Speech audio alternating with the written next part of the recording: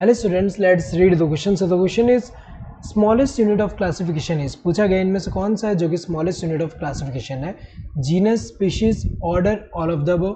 तो हमें पता है कि टेक्सोनोमिक हायरार्की के हिसाब से हाईएस्ट वाला कौन सा होता है, टेक्सोनोमिक कैटेगरी हाईएस्ट कौन सा है, किंगडम है। इसके बाद क्या आता है, फाइलम, फाइलम एनिमल के लिए यूज़ करते हैं, एंड प्लांट के लिए डिवीज़न यूज़ करते हैं। देन क्लास, क्लास के बाद ऑर्डर, ऑर्डर के बाद फैमिली, फैमिली के बाद जीनस, एंड जीनस के बाद स्पीशीज़। तो अगर देखा जाए टेक्सोनोमिक यहाँ पे जो हायरार्की के हिसाब से अगर हम देखें, यहाँ पे जो क्लासिफिकेशन है सिंगल स्टेप प्रोसेस नहीं है, हायरार्की ऑफ स्टेप्स इन्वॉल्व होते हैं, जिसमें ईच स्टेप जो होंगे, ये ईच स्टेप जो है ये क्या रिप्रेजेंट करे, ये रैंक या कैटेगरी रिप्रेजेंट कर रहे हैं। तो अगर देखा जाए यहाँ पे हाईएस्ट वाला कौन सा है, किंगडम, एंड लोएस्ट वाला स्पीशीज़ है।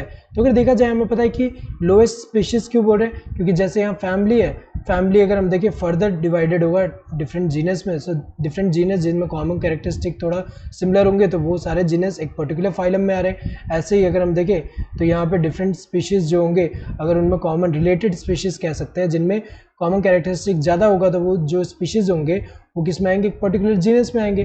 तो स्मॉलेस्ट, ये जो क्लासिफिकेशन में जो स्मॉलेस्ट यूनिट है वो कौन सा, स्पीशीज़ है ये।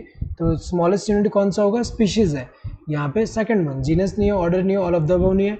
Correct answer would be the second one, that is species. Hope you understood the question. Thank you and all